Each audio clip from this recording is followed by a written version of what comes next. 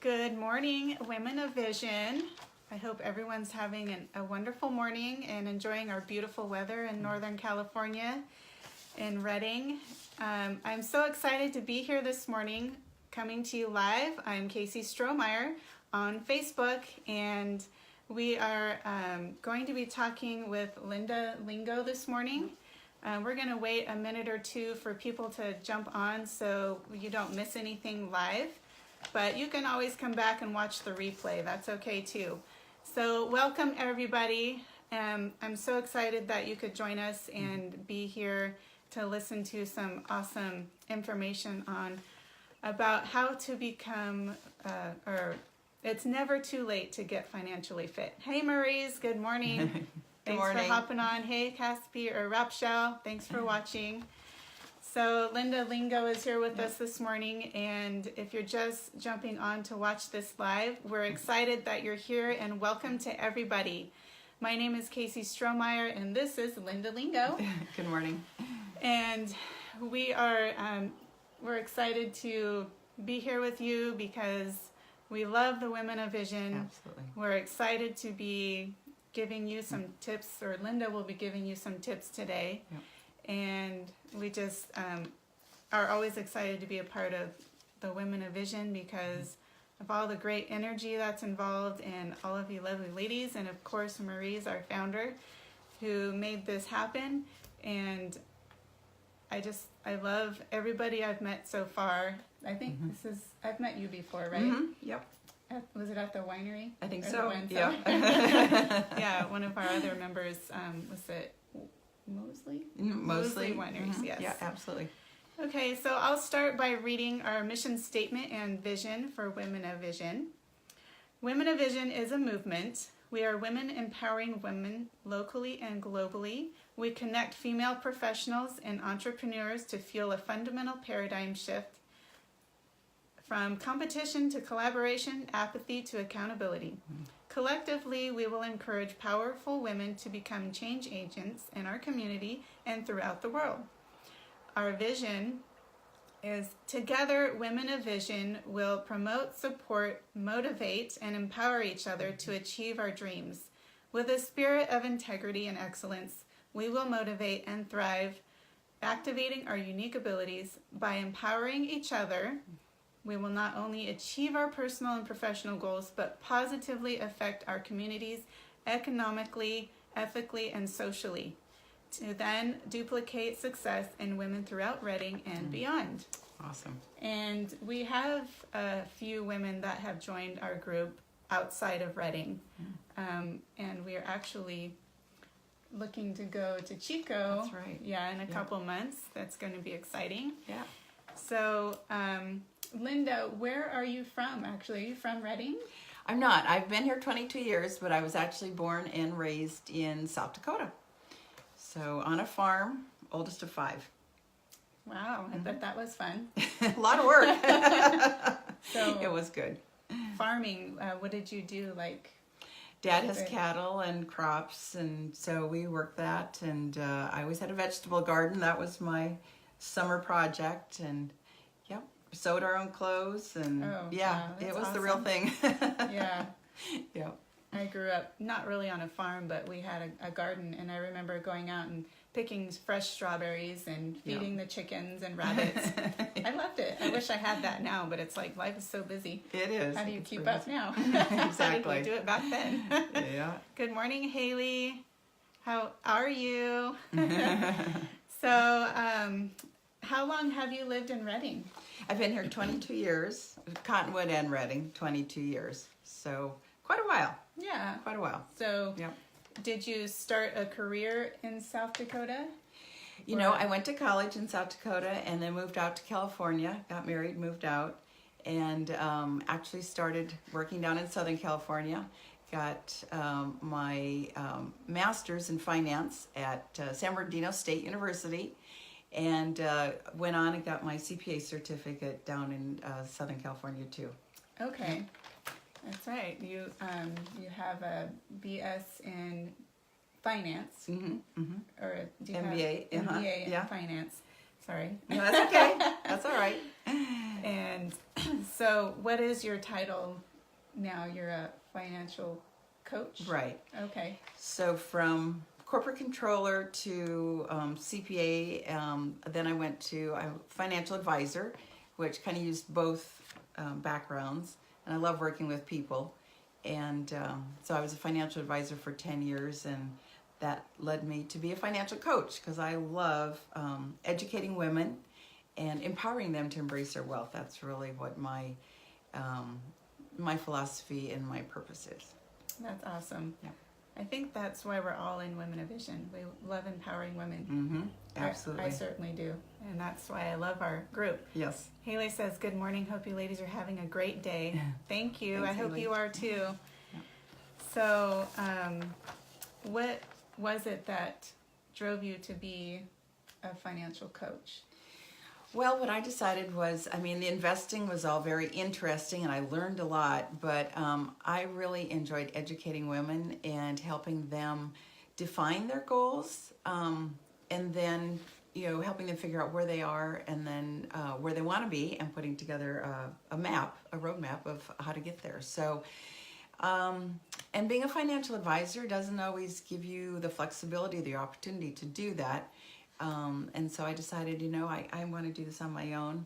And honestly, the investments got old after a while. I mean, a stock's a stock, a bond's a bond, but I enjoy the people part of it. So I think that's what caused me to branch out on my own. Here I am. Yeah, that's great. Yep. So, being in Reading 22 years, you've had 2 children? Yep, I have 2 children. Yep. So, yeah, they both went to school here, 10 years apart. So my son is now 29, and he has a family. I have 3 grandchildren who I love dearly, and unfortunately they don't live here.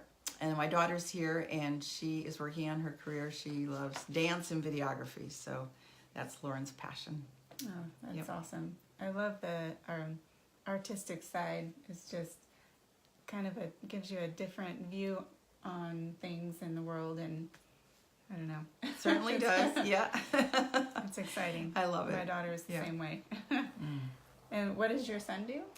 He actually was an IT guy and is going to school. He's almost done to be a nurse. He decided Oh, that was his that's calling. And exciting. yes, he's very excited. His goal is to be a nurse, Anesthesiologist? yes, thank you. Awesome. Yeah. So that's his goal, but it'll take a few years. Yeah. Because they're like a doctor, Yeah. anesthesiologist. Yeah. It's a doctorate when he gets done. Yep. So I'm very excited for him. That's awesome. Yep. Yeah. Proud of Good him job. too. Yeah, I'm proud of him that he's doing this, you know, second career before he's 30. Yeah. So good. That's awesome. So where did your son lives in another state? Yeah, so he's in Philadelphia right now, but they'll be moving back to Portland in the fall, so I'm looking forward to that. Oh, that's I can nice. drive there again. Philly's a bit far. Yeah, it is. Yeah. So you get to travel this month, right? I do. I can't wait. So that's the shirt. I'm going to France. It's been 20 years. I love France. I'm going with a group of ladies, and we're going to Provence. So looking That's forward to that. awesome. Mm-hmm. Exciting. I love traveling. I can't wait to do that. My kids are too young right now. So, why is getting financially fit more important than ever? Well, that's a really good question. So those of us who were born in the 50s, our life expectancy was around 68 years.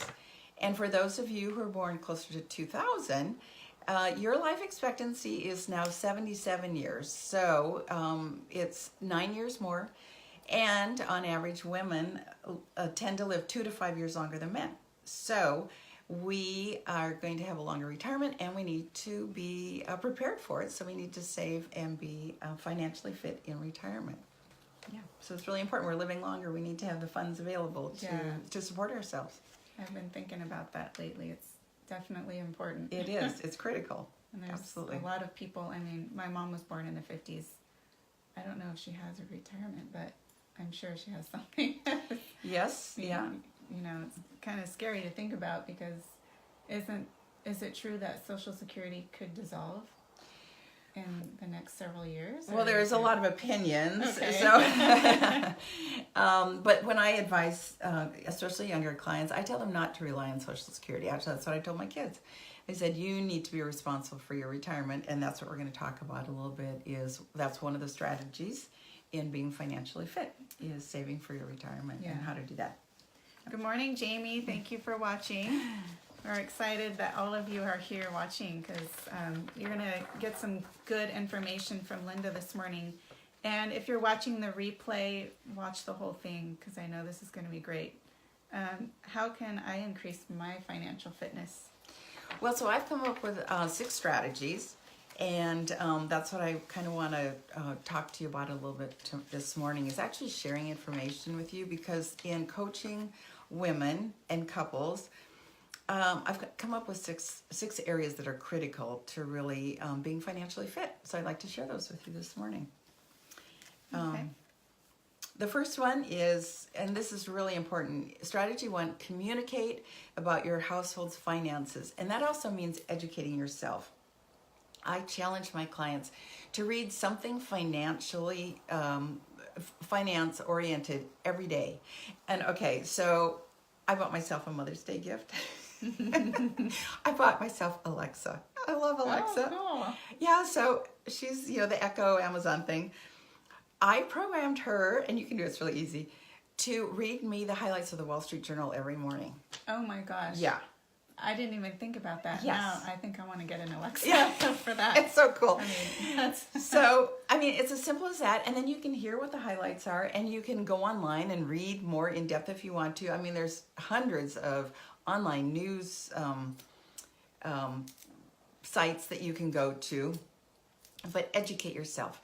Because once you understand the lingo, then you are more self-aware, self-assured of asking appropriate questions, or Googling information, and then you can be more targeted in the information that you're looking up. So communicate about your household's finances, but beyond educating, it's budgeting. And I hate the word budget.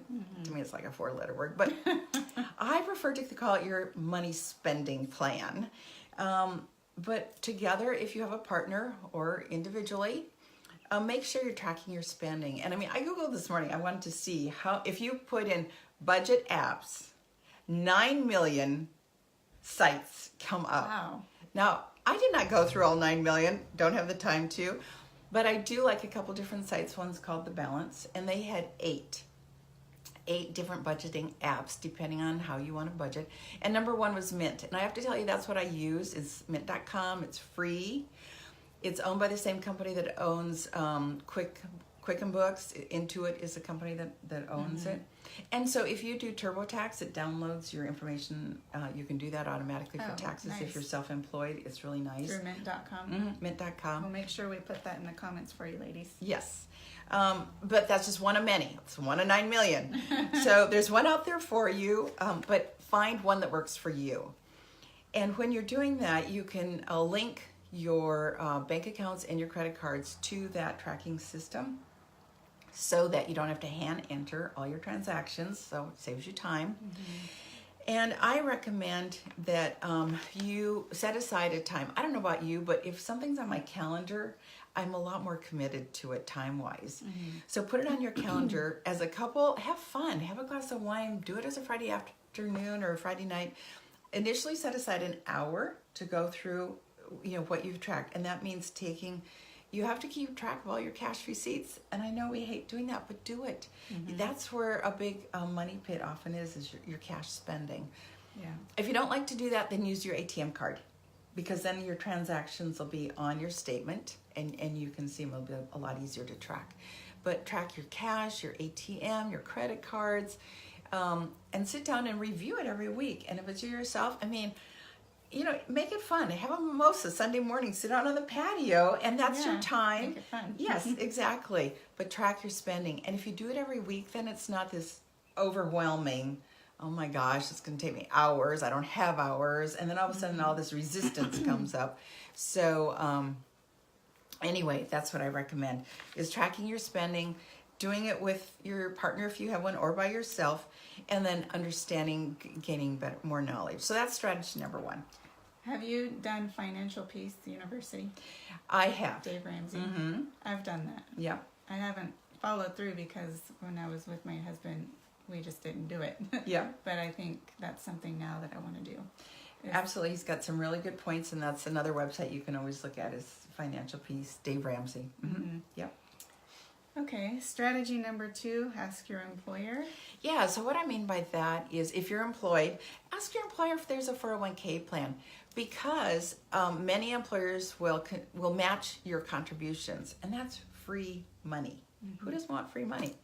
So ask your employer if they have a 401k plan. If they do, find out how much you need to contribute in order for them to match.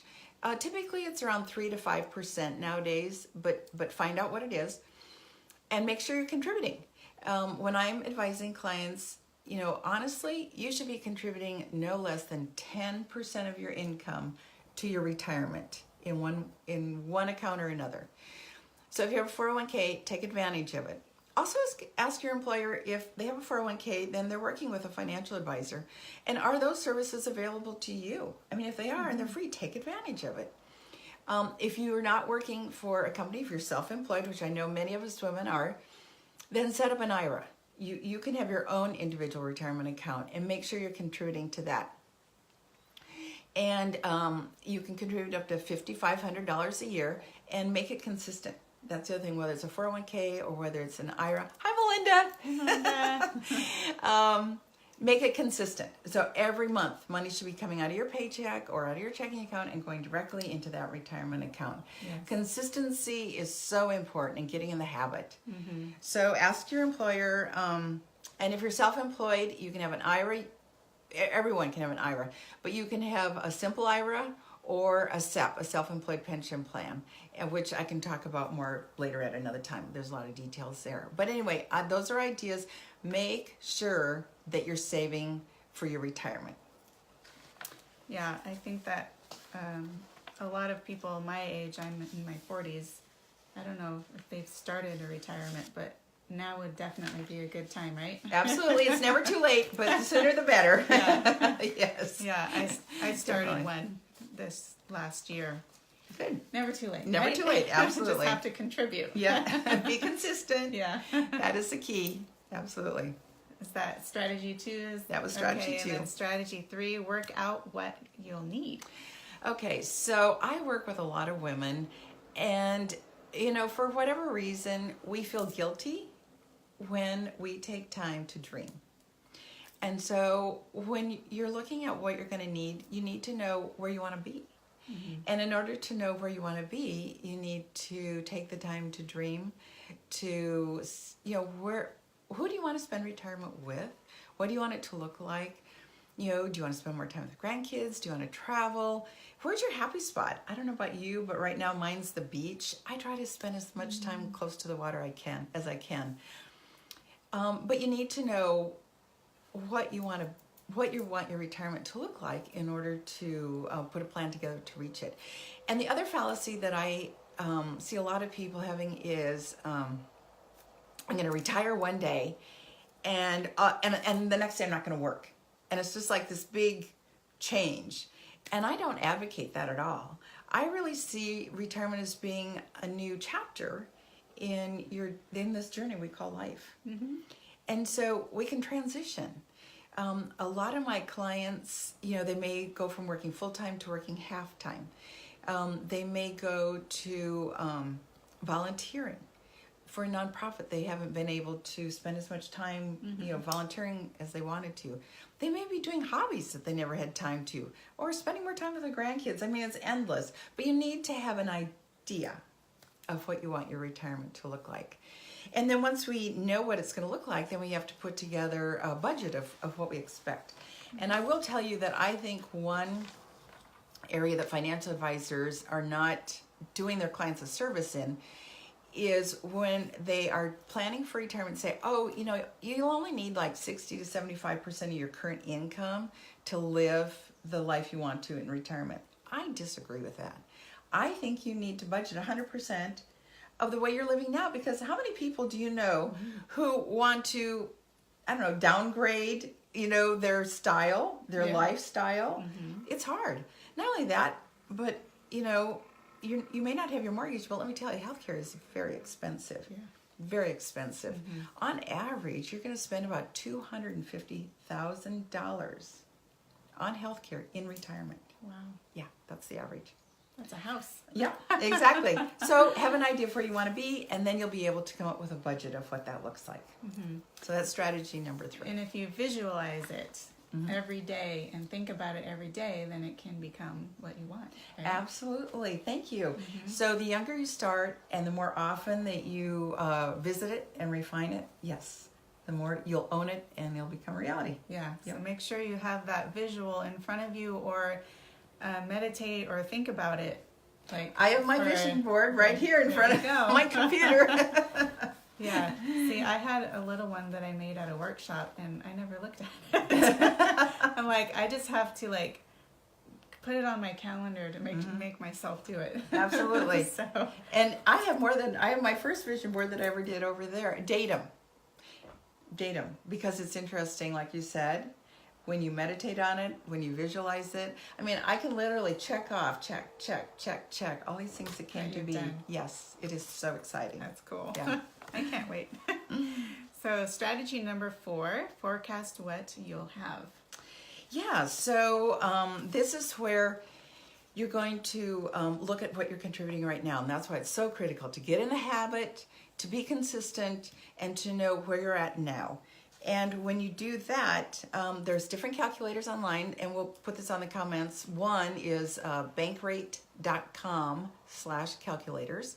And so if you know what you're contributing now, you know what you're going to need in retirement, because that was strategy 3. You're going to know what you're going to need in retirement. And then you can calculate, okay, if I am consistent in putting this amount of money away for retirement, will I have enough? Will I have a shortfall? What is the gap? How much do I have to kick it up in order to reach that goal? Maybe that goal isn't realistic. Maybe I can't retire at 62. Maybe I got to push it out to 66. So you'll be able to be massaging that now, and not all of a sudden get to retirement and go, oh crap, I can't live the way I want to. Yeah. So let's be prepared and be financially fit. And this Yeah. is one way to do it, is to make that calculation and forecast what you're going to have. Great idea. And I'm so lucky I get to do these lives. I learned so much. the other thing I would say is this can be painful, and it's delayed gratification, which the younger people aren't great at. No, but delayed gratification. So maybe you're going to have to step up or increase what you're putting into your 401k or into your IRA. And it may mean that you can't go out to eat as often as you want to, or you can't go shopping as often as you were planning on it. But I can tell you that when you do this, oh my gosh, it just gives you a sense of freedom and control, and you can do it. You can do it. You can. Yep, absolutely. I learned from Dave Ramsey to give yourself an allowance. So only use cash when you eat out or buy yourself something. Yep. And that's all you get for the month. Yep, absolutely. it. That's part of budgeting. Start as you want, budget. So, okay. I was going to go back to your website. Can they find links on there?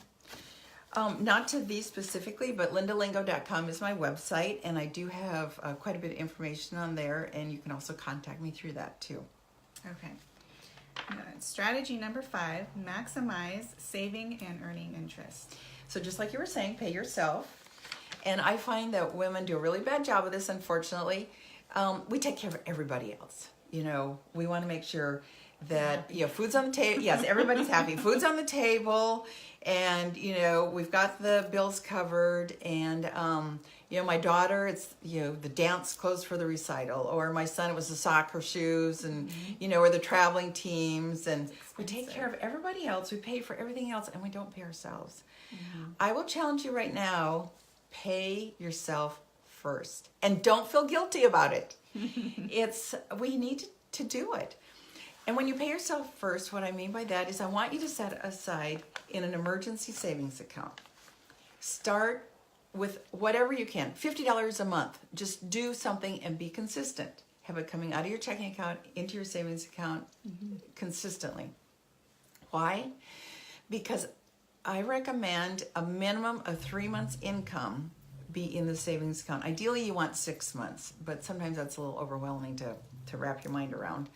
But at least start saving. And it's an emergency fund. It's not there to draw on because at the end of the month, oh, I'm overspending, I'll just take it out of my savings account. No. Yeah. This is for emergencies. You know, the job goes away, there's unforeseen hospital bills, Yeah. your car, blows up and you've got to fix it or have a down payment for a new one. That's an emergency. That's why you have this money. Okay, true confession time. For me, it's out of sight, out of mind. So I literally opened a savings account online that is not linked so that I can't see. I mean, I can see it if I go on there, but it's not with all my other accounts. Because then I don't see the balance and I don't think about it. I'm contributing to it every month. It's automatic. But when I pull up my checking account, I don't see that savings account balance. So it's not like, oh, that's money I can spend, That reminds me of a story that I saw on Facebook. This woman was a single mom and she worked, but it was tight. So she decided to save all the money that she used to get her nails done, to get her hair done, whatever extra, and not do those things for 3 years. She put it in an account and never looked at it. She went to the bank and they told her the balance and she's like, are you sure that's my account? How awesome is that? Yeah. Yeah, fantastic. That's another great idea, way to fund it. But pay yourself first.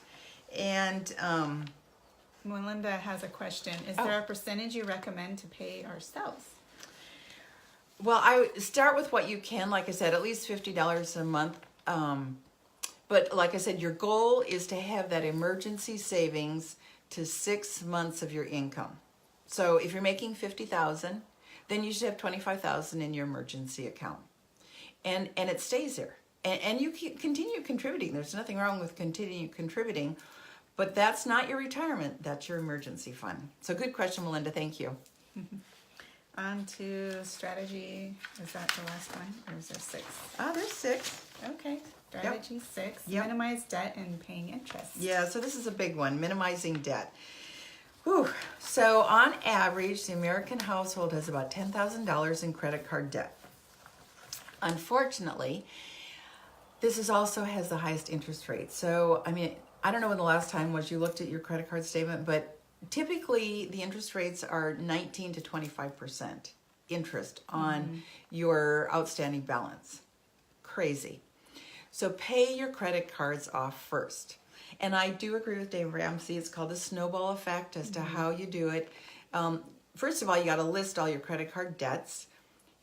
What is a credit card company? What is your balance? What is your minimum payment? And what is the interest rate? And then rank them. So the highest credit card interest rate is what you want to pay off first. So if you have one that's at 25%, get that thing paid off. Even if the balance is lower on that Even one, if the you still balance wanna is pay lower, that one you off. want to pay that one off first. So you pay your minimum payments on all your other credit cards, and everything you can goes to that. I mean, everything. You want to get that thing paid off as fast as you can. Because people ask me, is credit card debt good debt or bad debt? I consider it bad debt because of the high interest rate. Yeah. Now, I don't know about you, but I almost daily get these offers in the mail. Balance transfer, 0% interest for 12 months. And there is a fee, so look to see what the fee is. Usually it's 2 to 3%. Sometimes those make sense, and I'll tell you why. If it's 2 to 3%, that's a whole lot cheaper than 25% you're paying month after month after month. And if it's for 12 months, that gives you a goal. That's a deadline. I have to get it paid off in 12 months. I've done it, and I've recommended it for clients. Do the balance transfer only for that highest interest rate credit card. Figure out what your payment has to be over that, say, 12-month period to get it paid off, and pay it off. Be consistent. Make your payments every month and get that thing paid off. You don't want to have it go past that due time. And Melinda says, do you recommend owning a credit card and only using it and pay it off right away? yes, so I'll get back to that one in just a second, Melinda. Yes. So So anyway, and then pay it off, and then go to your next credit card, but use the same amount that you were paying for the high interest rate. Now you're going to put all that to your second one, and then do the same to the third and the fourth until they're all paid off. Okay, to establish credit, I do recommend that you have a credit card, and this is what I told my daughter to do. She's 19. She's trying to build credit. So she uses her credit card, and her telephone, her Verizon bill is charged automatically to the credit card. So you know that's going to come in, and you know what it is. Then about 5 days later, that is automatically paid. She has it coming automatically from her checking account to paying the credit card. So number one, you're using it every month, but you're also paying it off in full on time every month. That's how you build credit. You use it, you pay it in full, and you're timely. You never have a late payment. So yes, that is okay to build credit. But as far as having outstanding balances on your credit card, I don't recommend it. And that's why you need to save first and then spend. And I know it's not always easy, but it is what we need to get back to. If it's something that you're feeling, oh gosh, I'd like to have that, make sure you have the cash to pay for it. Do not use your credit card, because that's how they build up. If you don't have cash, you don't need it. Exactly.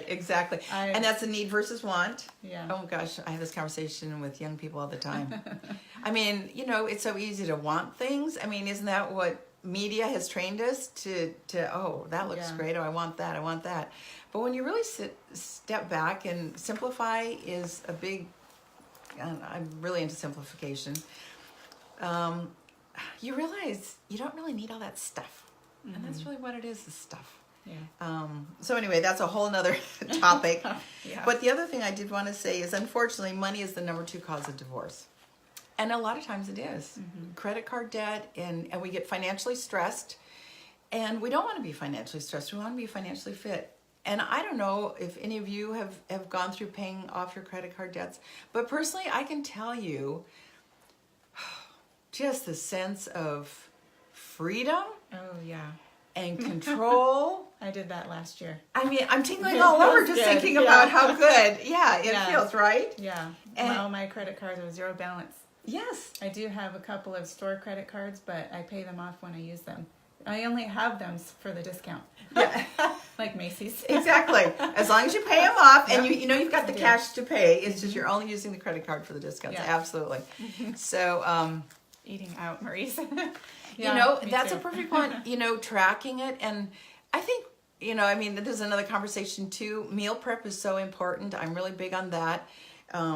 Doing a meal plan for the week, and then doing your shopping list, and then cooking in bulk. If you have friends, it's more fun. I don't know about you, but I love social stuff. So it's more fun to do it with friends. Get together on a Sunday afternoon and make. I'm into roasting vegetables. That's my thing right now.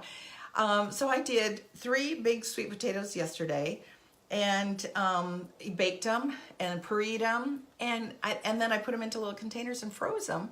And so that'll do me for at least the next month. My sweet potato puree, which I love. But so you can do that with a lot of things. So yes, eating out, it's a big temptation.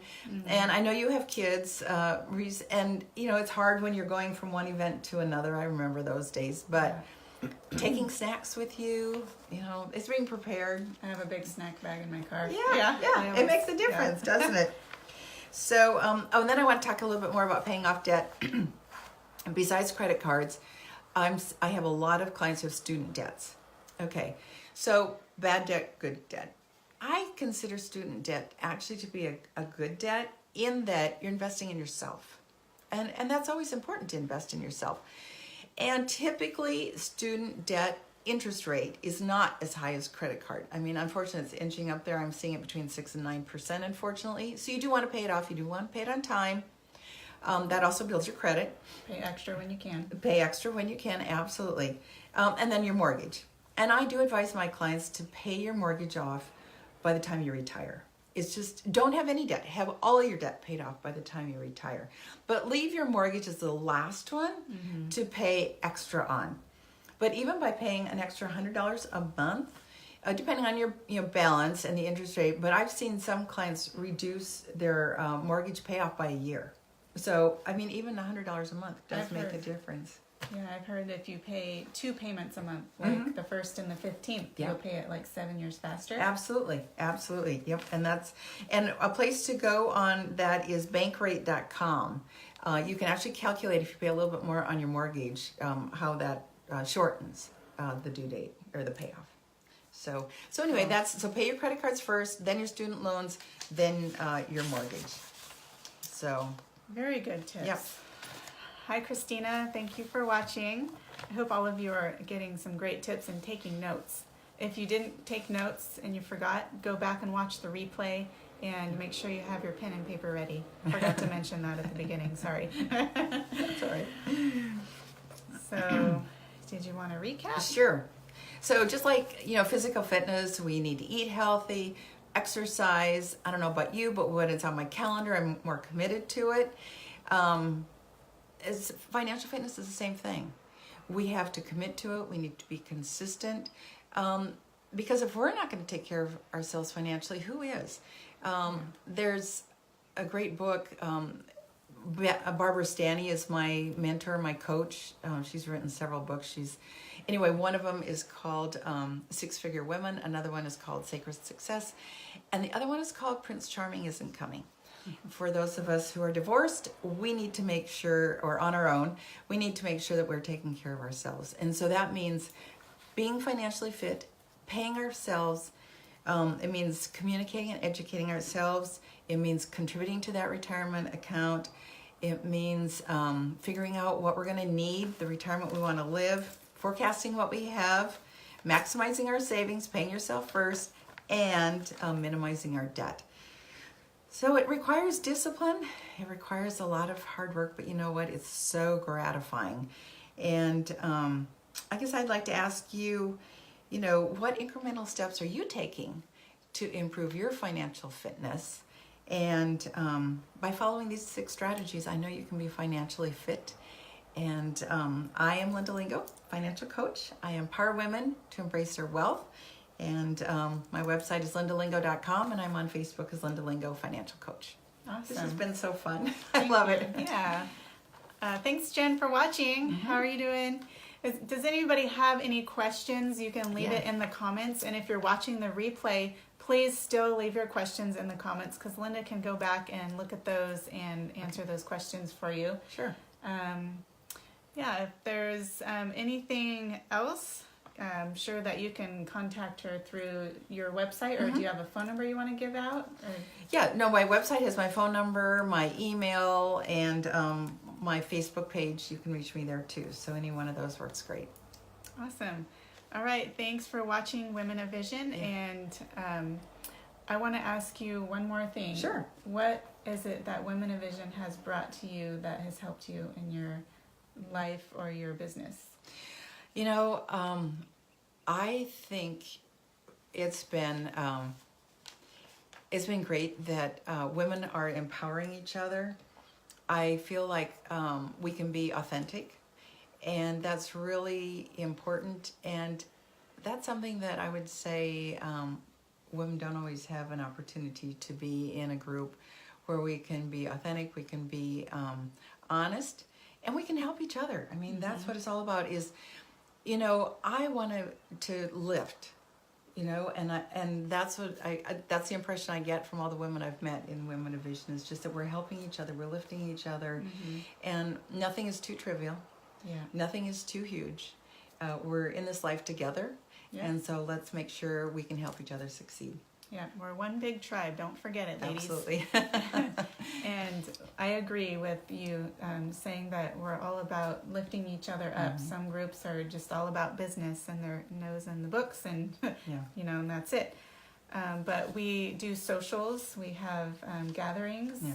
So if you're thinking about joining Women of Vision, I would highly recommend it. I just joined in November. When did you join? Oh, I've been apart for over a year. Oh, yeah. That's awesome. And we're having an anniversary party coming up, so check the website and Facebook page for that. I believe it is May 25th. I'm not sure. I can't know, or June. I'm so sorry. Just go to our Facebook page and website and check it out. And our next social will be at Brahm Shanti Yoga. Yeah. It's May 19th at 5. Check the website for that information. And if you become a member, you get great discounts and other things you can read about there on the website at womenofvisionmovement.com. We also have a podcast that you can listen to. So go to podcasts and find us under Women of Vision Movement. And we also have an Instagram page, Women of Vision Movement. Oh my goodness. So Facebook, Instagram, podcasts, and also a YouTube channel where you can watch all the replays of the Facebook Lives. And we have people on there that have given testimonies, the women that are members. So Awesome. yeah, I hope you join and look forward to meeting all of you. Have an awesome day. Yes. Yeah. Best be financially fit. Yes. Have a nice day.